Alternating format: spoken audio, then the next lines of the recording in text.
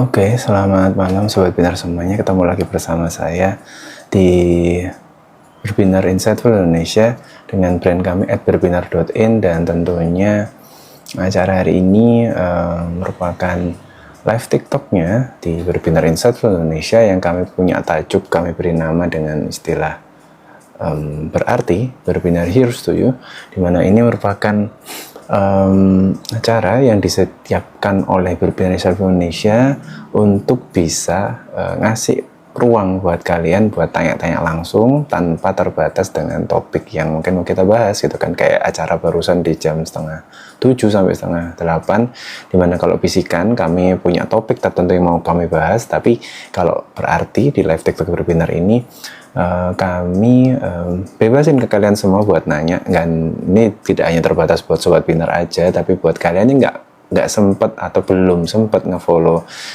TikToknya Berbinar di @berbinar.in, bisa ikutan join bareng di sini. Kenapa? Karena acara ini di live TikToknya Berbinar Insightful Indonesia yang merupakan yang kami sebut dengan berarti, yang merupakan singkatan dari Berbinar Here's to You, berbinar mendengar kalian. Ini memberikan ruang untuk edukasi buat kalian semua, tidak untuk mengejudge, tidak untuk menggunjingkan atau membahas atau menggosipin orang, tapi di sini kami mau ngasih inspirasi kalian semua. Karena kebanyakan dari kita mungkin belum tahu atau belum punya jalur-jalur khusus buat dapatin edukasi yang baik tentang psikologi, termasuk mereka semua yang mungkin belum berkesempatan buat tahu berbinar.in kayak gitu. Jadi di sini kalau kalian mau ikutan ngobrol, ikutan ngechat, ikutan komen, ikutan bertanya, boleh banget. Langsung aja, gimana caranya?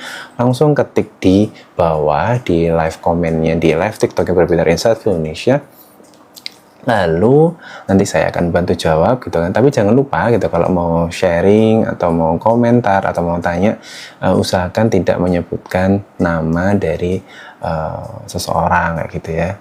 Kalaupun nantinya gitu misalkan gitu ya, kalian mau coba buat curhatin permasalahan teman kalian yang kebetulan tanyanya ke kalian, tapi kalian nggak tahu gimana jawabnya dengan benar gitu kan, kalian juga bisa ngobrol di sini, tapi tolong jangan menggunakan nama aslinya, tapi bisa pakai inisial atau bahkan cukup bilang aja teman saya atau semacam itulah kalau gitu.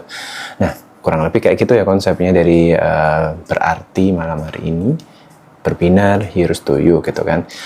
Seperti hashtag atau value yang kami bawa, bahwa berbinar selalu ada buat kalian, selalu ada buat kamu. Kami juga nggak cuma punya ini buat kami jual ke kalian semua, karena kami adalah perusahaan di bidang edukasi dan layanan psikologi. Kami punya banyak banget produk yang kami bisa tawarkan ke kalian semua untuk memfasilitasi kebutuhan kalian. Salah satunya adalah Berbinar Class yang semacam ini, salah satu yang gratis. Tapi kalau mau yang berbayar dan kepo kayak gimana, langsung aja kunjungin di website kami di www.berbinar.in. dan kebetulan kami punya tampilan baru dari website kami yang bikin kalian jadi lebih suka buat mantengin Berbinar. Dan di sana juga kalian bisa lihat banyak sekali artikel yang menarik buat kalian baca, yang kita punya brandnya namanya adalah Arteri, artikel Berbinar. Langsung aja ke sana buat kalian kepo produk Berbinar kayak apa, Berbinar itu apa dan siapa, serta kami itu punya artikel yang seperti apa gitu ya, feel-nya gitu kan. Dan kalau kalian juga tipikal masih sekarang duduk di bangku kuliah, atau kalian anak SMK atau SMA, mau ikutan magang, mau tahu dunia kerja atau seperti apa di Berbinar, juga bisa dicek di sana di Berbinar Karir. Dan kalian juga bisa lihat di sana banyak sekali orang-orang keren yang sudah pernah ada di Berbinar, dengan cara buka langsung di website www.berbinar.in dan langsung masuk di websitenya keluarga Berbinar di bagian bawah dari Berbinar Karir gitu semua teman-teman ya.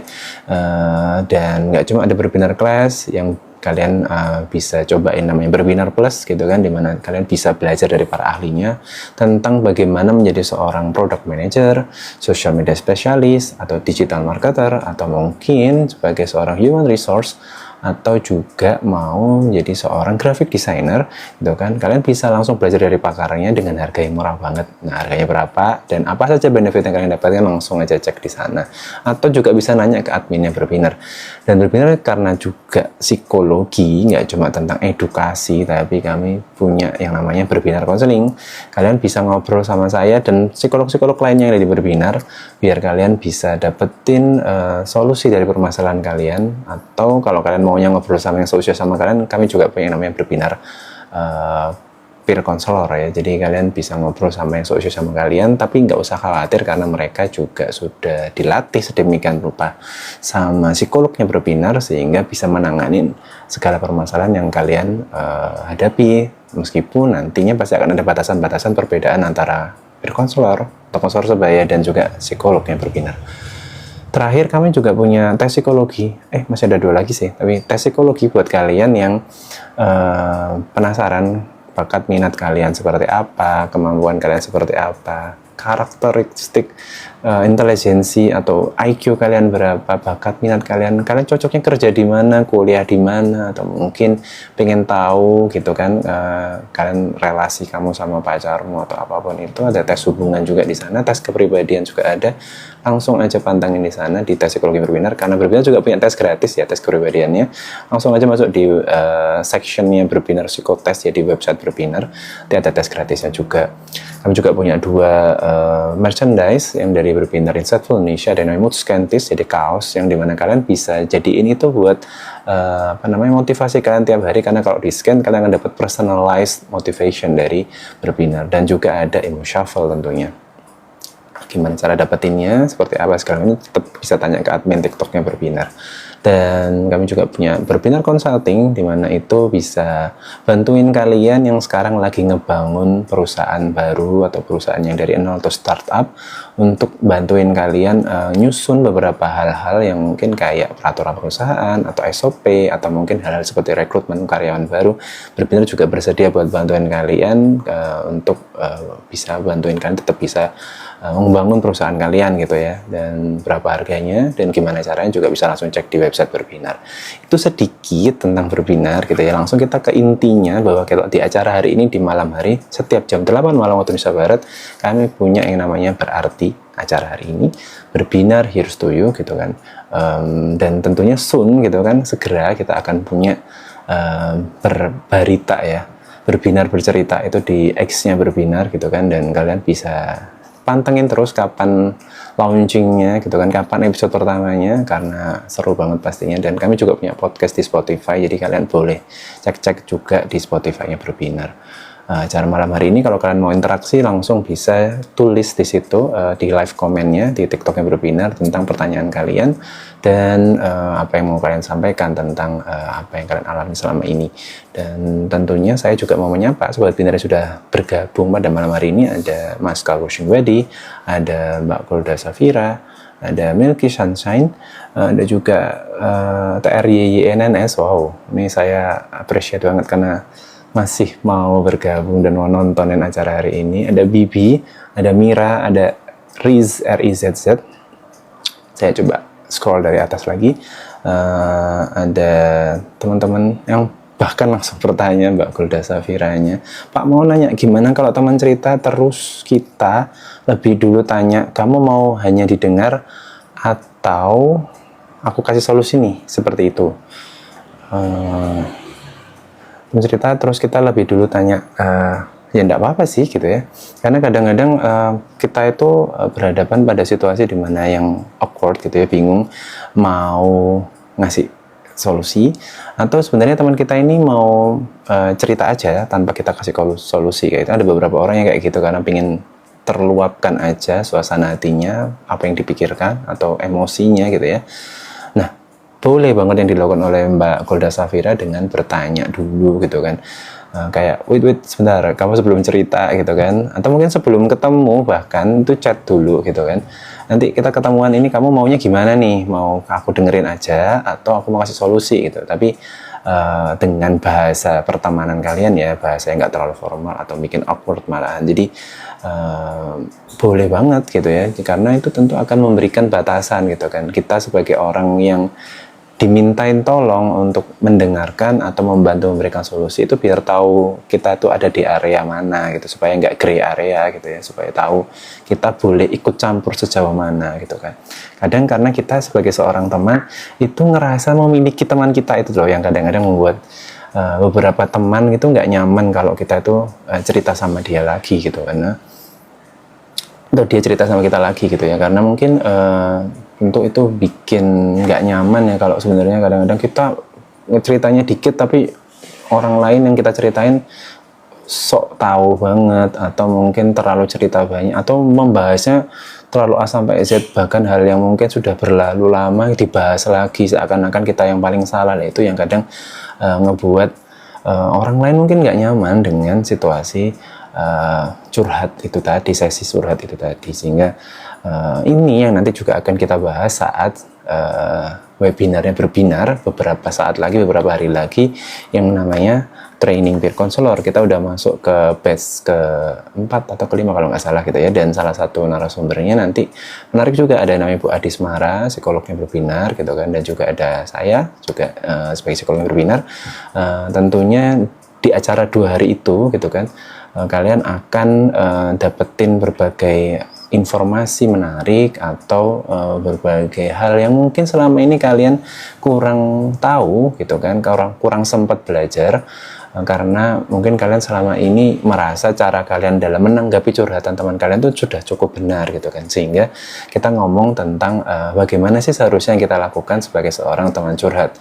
Kalau di psikologi kita istilahkan, atau kami istilahkan sebagai peer counselor atau konselor sebaya, di mana sebenarnya kita ini bisa menjadi pertolongan pertama buat teman-teman kita yang sedang bermasalah atau curhat, atau mungkin mencegah permasalahan jadi lebih runyam, mencegah permasalahan psikologi jadi lebih mendalam atau lebih parah ke depannya. Garda pertamanya, screening awalnya ada di teman-teman juga kayak gitu. Nah, supaya lebih tahu caranya seperti apa, langsung aja daftar di training peer counselor dengan langsung buka di TikTok atau Instagramnya webinar. Di sana nanti akan dijelaskan tentang bagaimana cara mendaftarnya, lalu jam berapa, medianya seperti apa. Karena kalau di webinar pasti online gitu, jadi mudah-mudahan itu bisa membantu kalian untuk di tengah kesibukan kalian tetap bisa belajar tentang bagaimana menjadi seorang teman curhat yang baik, pendengar yang baik, atau bahkan menjadi seorang konselor sebaya gitu kan. Gitu Mbak Golda Safira, mudah-mudahan bisa menjawab gitu ya tentang how to-nya gitu ya, ketika kita tahu ada teman kita mau curhat, dan ketika kita mau ngomongin tentang opsi itu kita mau sejauh mana. Mudah-mudahan bisa dipraktekkan juga kayak gitu. Nah, kita masuk ke Milky Sunshine gitu kan. Malam Pak, selamat malam. Apakah menonton drama atau musik untuk kabur dari realitas termasuk kopi yang sehat? Kalau tetap ya konsepnya adalah kabur, itu tetap tidak sehat gitu kan. Tapi kita istilahkan gitu kan, kadang gini, kalau kita tidak menginternalisasi istilah yang kita gunakan dalam memahami sesuatu, itu nanti tetap akan masuk ke otak kita, pemahaman kita sebagai sesuatu yang malah jadi nggak pas gitu ya, dan itu malah bikin kita jadi kurang fit buat ngomong tentang kesehatan mental gitu kan. Artinya kalau kita mau menggunakan sesuatu yang sudah jadi hobi kita atau hal yang kita suka untuk kita bisa lebih dalam kondisi yang lebih baik gitu kan, lebih baik menurut saya mengistilahkannya sebagai moment of recharging gitu ya. Jadi kamu bisa nge-recharge energi fisikmu, energi psikismu, dan juga moodmu juga dalam menjalankan semua yang kamu suka itu, termasuk salah satunya dalam menonton drama, menonton musik, dengerin musik, atau apapun itu gitu kan. Jadi dengan kamu recharge your mood, recharge your emotion, dan your psychological well-being gitu ya, itu tentu membuat kamu jadi bisa punya cara berpikir yang baik, lebih jernih cara berpikirnya untuk bisa menyelesaikan permasalahanmu. Jadi kalau kita ngomong tentang coping, tentang penyelesaian permasalahan atau bagaimana cara solusinya, maka akan lebih baik dalam kondisi mood atau kondisi psikis atau kondisi emosi yang benar-benar dalam baterai yang full gitu ya. Karena dengan seperti itu kita bisa menentukan mana yang baik dan mana yang kurang baik buat diri kita gitu kan. sehingga kita bisa di titik menentukan mana sih cara yang baik untuk menyelesaikan atau coping yang sehat itu tadi gitu ya. Menurut saya itu jauh lebih bagus dalam kita memaknai apa yang kita sukai untuk kita lakukan, bukan untuk dalam hal kabur gitu ya. Sehingga kalau ditanya apakah ini menjadi cara yang tepat untuk melakukan coping, belum tentu. Tapi melakukan hal yang menyenangkan, hal yang bikin happy, itu menjadi cara untuk kita nyiapin energinya dulu untuk mikirin cara yang lebih baik. Itu lebih, menurut saya lebih fair enough gitu ya. Jadi coping yang sehat itu bisa kita ketahui dengan kita berpikir jernih gitu kan. Selain itu gitu ya, kalau kita ngomong tentang coping yang sehat, di titik tertentu meskipun udah melakukan hal-hal yang kita suka, kita bahagia jalaninnya, bisa jadi kita juga belum tentu bisa memikirkan coping yang sehat gitu kan. Artinya bahwa kadang kita dalam kondisi yang jernih pun nggak dapat inspirasi yang bagus buat tahu apa sih yang harus kita lakukan untuk menyelesaikan masalah kita gitu kan. Itulah kenapa salah satu solusinya adalah dengan kita itu bertanya kepada profesional atau bertanya kepada orang yang benar-benar mengenal kita dengan lebih baik gitu kan, support system kita, baik itu teman, keluarga, saudara, orang tua dan segala macam. Karena dengan seperti itu mereka pasti akan mengenal kita dan tahu apa yang terbaik buat diri kita. Karena seperti yang saya bahas di live bisikan barusan gitu kan, bahwa sebenarnya support system itu adalah cermin yang baik buat diri kita untuk ngecek kondisi kita seperti apa gitu ya. Karena kadang kita sendiri kurang bisa berpikir jernih tentang apa yang terbaik buat diri kita. Mungkin itu karena kita dalam kondisi yang tidak terbiasa untuk meluangkan diri kita untuk mengenal diri kita seperti apa. Karena kita kebanyakan ngelihat orang lain sehingga kita ngerasa bahwa dengan menjadi orang lain kita akan jadi lebih baik. Padahal sebenarnya nggak kayak gitu. Untuk punya kebiasaan mencintai diri sendiri, compassion atau self love gitu ya, kamu harus mengetahui apa yang sebenarnya apa yang kamu mau, siapa dirimu dan apa yang terbaik buat dirimu kayak gitu. Mudah-mudahan bisa menjawab ya buat Milky Sunshine. Dan kita masuk ke yang Mbak Bibi atau Kak Bibi ya. Pak, apa tanda-tanda awal dari gangguan kesehatan mental? Banyak ya kalau kita ngomong tentang tanda-tanda awal. Mungkin yang mudah dulu aja gitu kan. Yang mudah kita kenali adalah saat kita biasanya kita rutin melakukannya dengan semangat, tiba-tiba kita menjadi tidak semangat. Itu cara paling mudah gitu kan. Atau kemudian saat kita mulai terganggu cycle tidur kita gitu ya. Siklus tidur kita terganggu gitu. Itu juga menjadi salah satu tanda-tanda awal. Bisa juga dengan kita ngecek dari bangun tidurnya kita nih. Kita bangun tidur dalam kondisi yang nggak fresh, itu juga bisa jadi salah satu indikator awal bahwa kita sedang tidak baik-baik saja. Gitu. Jadi kalau kita mau tarik gitu ya, kenapa bangunnya tidak fresh, kita harus tarik. Jangan-jangan tidurnya tidak pas atau tidak mendalam atau tidak cukup atau tidak baik gitu kan, atau terganggu terus. Sering kebangun atau mungkin tidurnya kurang karena kita harusnya secara fisiologis kita tuh badan kita tuh kalau mau istirahat itu mungkin minimal 7 jam, mungkin ada yang mungkin cuma 5 jam gitu kan, tapi ternyata kita di bawahnya banget, kita cuma tidur 30 menit atau 1 jam sehingga ketika bangun jadi nggak fresh. Terus kita tarik lagi mundur, kenapa kok bisa tidur seperti itu, terganggu terus tidurnya, atau mungkin kebangun gitu ya, mungkin jangan-jangan situasi sebelum tidur nih. Nah, kenapa? Karena bisa jadi sebelum tidur kita belum terselesaikan permasalahan-permasalahan yang ada di pikiran kita yang mungkin mengganggu kita buat menuju ke tidur gitu kan. Itu salah satu hal yang mungkin bisa kita cek gitu kan tentang kondisi kesehatan kita untuk bisa tahu apakah kita mengalami gangguan kesehatan mental atau enggak kayak gitu.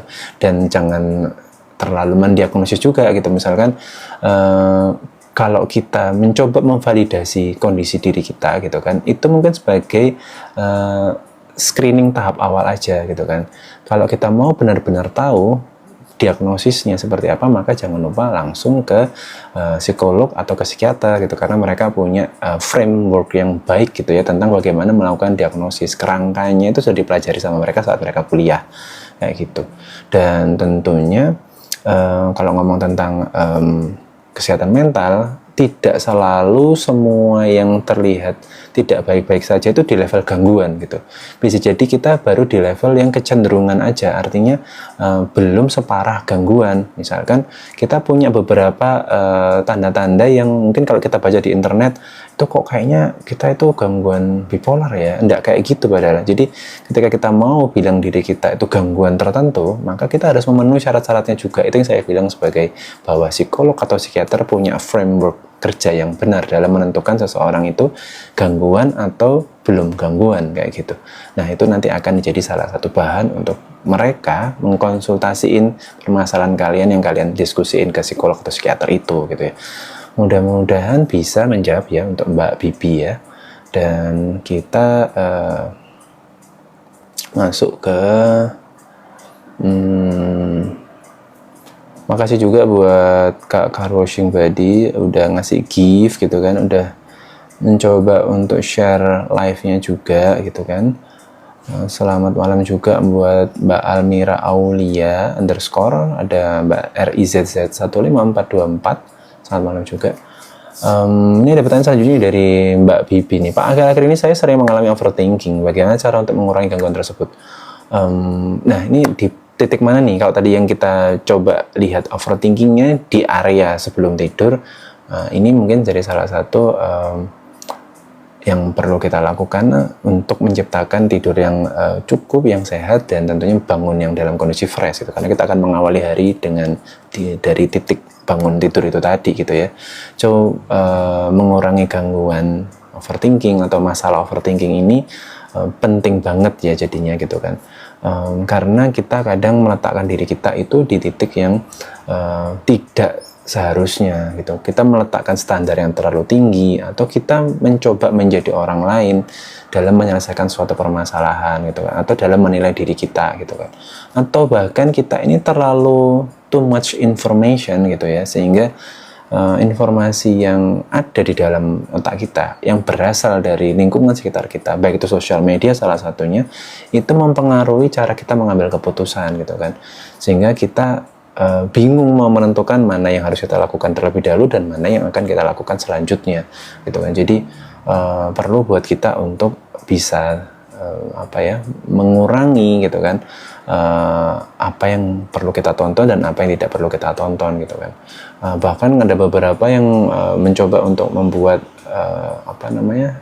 jadwal gitu ya untuk screen time-nya gitu ya, atau bahkan kita di sini juga tahu ada beberapa aplikasi di Play Store maupun di App Store, itu baik itu yang iOS maupun yang Android, itu ada aplikasi yang membantu kita untuk mengenal atau mengetahui screen time kita. Kita tahu dulu screen time kita seperti apa, baru kita akan diajak untuk memberikan alarm untuk tahu bahwa ini saatnya kita berhenti dari screen time kita, sehingga kita nggak terlalu banyak buat nonton sosial media atau beraktivitas yang mungkin itu justru bikin kita jadi nggak positif gitu kan. Itu salah satu caranya mengurangi screen time di sosial media.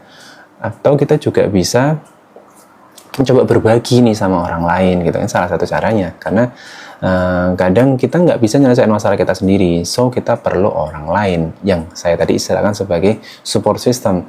Support system itu artinya bahwa mereka itu bukan baik sama kita karena mereka butuh sesuatu, bukan, tapi karena mereka baik sama kita karena mereka tahu kita ini butuh mereka, atau kita tahu mereka butuh kita. Jadi bersifat resiprokal, bersifat bolak-balik ya. Artinya kalau kita ngomong tentang relasi, maka support system ini adalah orang-orang yang bahkan bersedia bersama kita saat posisi terendah kita, saat kita dalam kondisi yang tidak baik-baik saja, saat kita butuh dikritik, nggak cuma butuh dipuji aja gitu. Jadi mereka yang akan tahu tentang apa yang terbaik buat diri kita. Jadi dengan begitu, kalau kita tahu mereka adalah cermin yang akan membantu kita mengenali diri kita, maka kita jadi bisa punya space gitu kan, buat cerita sama mereka gitu kan, buat tanya pendapat mereka dengan permasalahan yang begitu membebani otak atau pikiran kita gitu kan. Jadi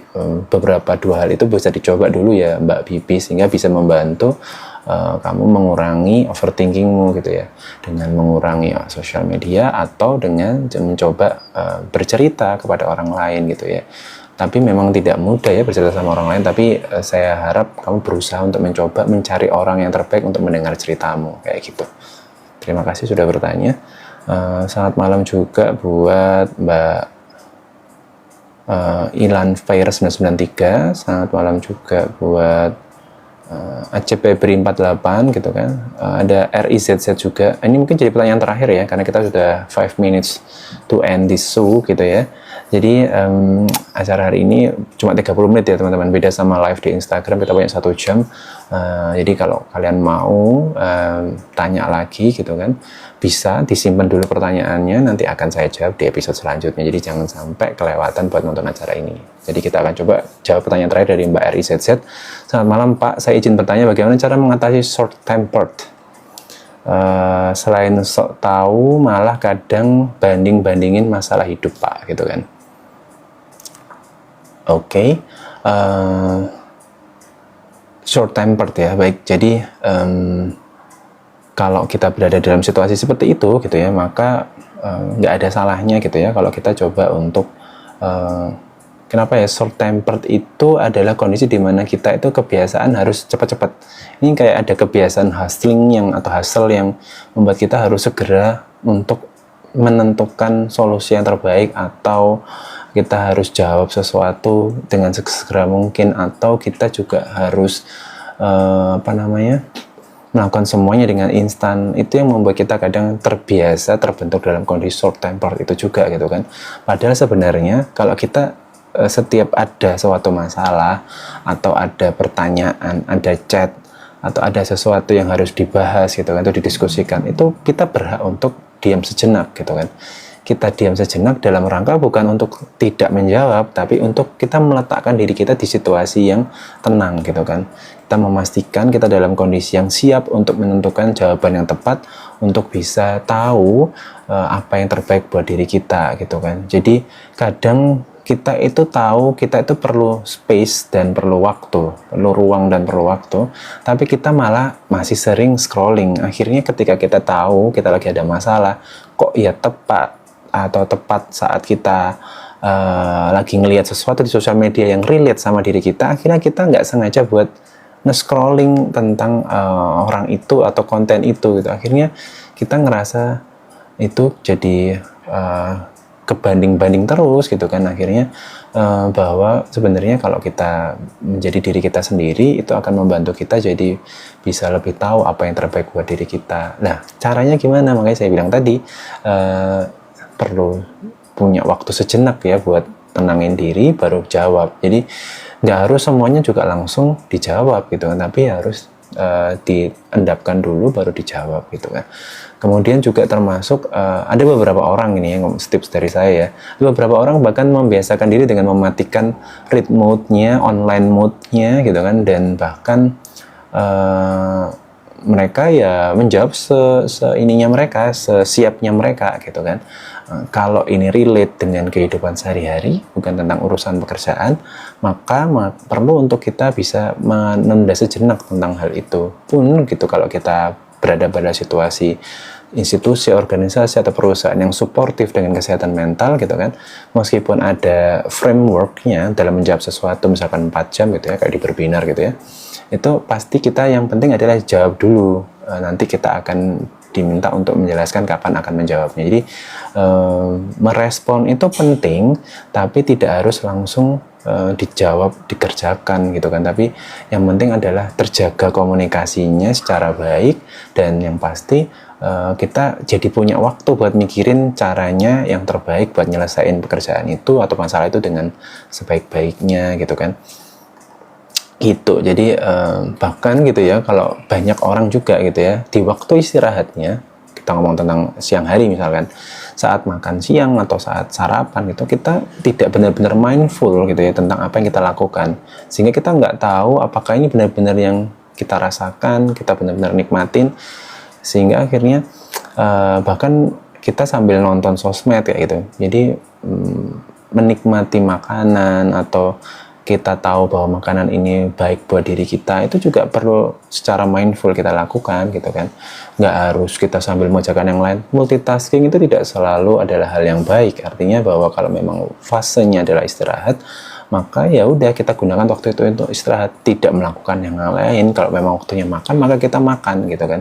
Jadi benar-benar meletakkan semuanya sesuai porsi dan waktunya. Itu juga menjadi salah satu cara untuk menjadikan diri kita tidak short tempered gitu ya. Itu. Dan tadi seperti yang tadi saya bilang di awal, mungkin dengan mengatur screen time kita juga gitu kan, supaya kita juga nggak terbiasa melihat orang lain, tapi justru meluangkan waktu istirahat kita untuk mengenal diri kita sendiri kayak gitu. Jadi sehingga kita belajar bahwa oh ini yang baik buat diri kita dan mana yang tidak baik buat diri kita gitu. Terima kasih juga Mbak RIZZ sudah ngasih gift gitu ya, terus kemudian mudah-mudahan terjawab ya.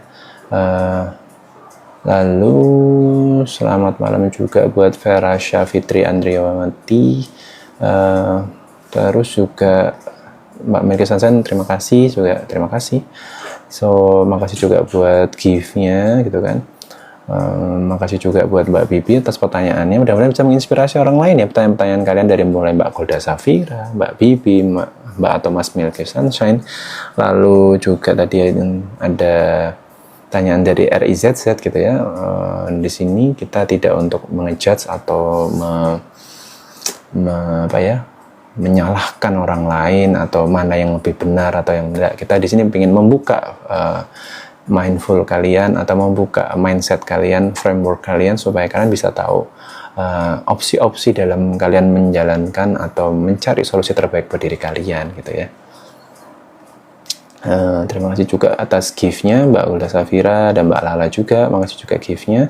Ada selamat malam juga buat Mbak Kiteria, Mbak MVS Livna, Beru Bukit 9295 juga. Terima kasih juga. Mbak Riz bilang kalau terima kasih Pak sarannya, ya saya tipe yang buru-buru tapi sedang diusahakan dikurangi. Pasti bisa, nggak ada yang nggak mungkin di dunia ini, apalagi kita memaksimalkan potensi di sekitar kita itu Mbak RIZZ. Karena kalau kita sendirian itu akan lebih sulit daripada kita bersama orang lain.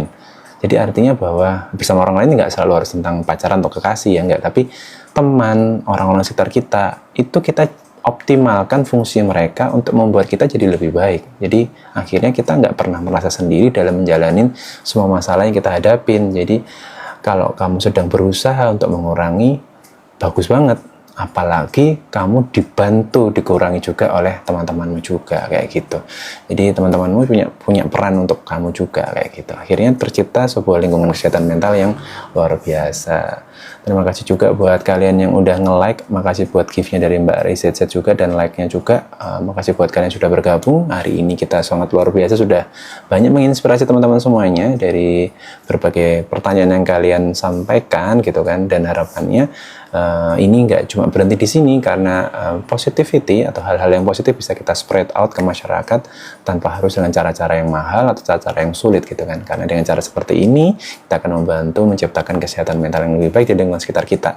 Kenapa? Karena ini juga nggak cuma live saja bisa kalian dengarkan. Buat kalian yang tahu ini bermanfaat tapi kalian ngerasa kok nggak sempat bilang ke teman kalian karena acaranya udah bubar, karena acara ini juga akan tetap ada versi rekamannya dengan ditonton di official YouTube-nya Berbinar di Berbinar Insightful Indonesia. Jadi langsung ke sana aja, jangan lupa subscribe, terus kemudian tonton, kalau suka langsung di like, di reshare, di repost dan segala macam gitu. Dari saya sekian, terima kasih banget buat kalian sudah ikutan bergabung dan bersama saya di acara malam hari ini di Berbinar Insightful Indonesia di live berarti Berbinar Here's to You. Semoga ini bisa bermanfaat buat kalian karena Berbinar selalu ada buat kamu. Selamat malam, selamat istirahat.